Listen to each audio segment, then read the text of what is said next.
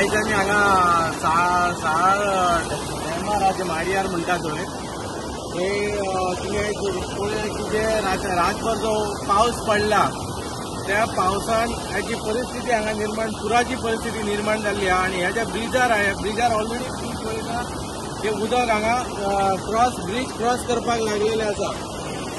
आयज हो जो पावस आसा जर म्हाका दिसता जर हो पावस जर आनी एक 2-3 वरां जर हो पावस जर थांबोंक ना म्हणजे डॅमाचें उदक सोडलेलें आसा आनी हो जर पावस आयज थांबोंक ना जाल्यार 100% साळान खंय तरी परत पुराची परिस्थिती निर्माण जातली. तेन्ना सगळे जे साळांतले लोक आहेत त्यांच्यानी सतर्क जावचे, त्यांच्यानी आपापली काळजी घेवची आणि कोणी जे असल्या हेवी पावसान भायर सरचे न्हू आणि आपले गाडये बिडे उदकान घालचे न्हू अशें हांव सगळ्यां कडेन मागणी मागता.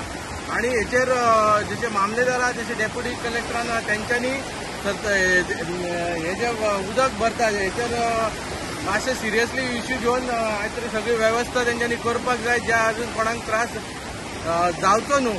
सरकारा कडेन मागता की यंत्रणा बेगींतल्या बेगीन हांगा साळान सज्ज करची. जर हो पावस जर कंटिन्यूच रावलो जाल्यार डेफिनेटली पुराची परिस्थिती परत एकदा साळाचेर येतली अशें 100% दिसता.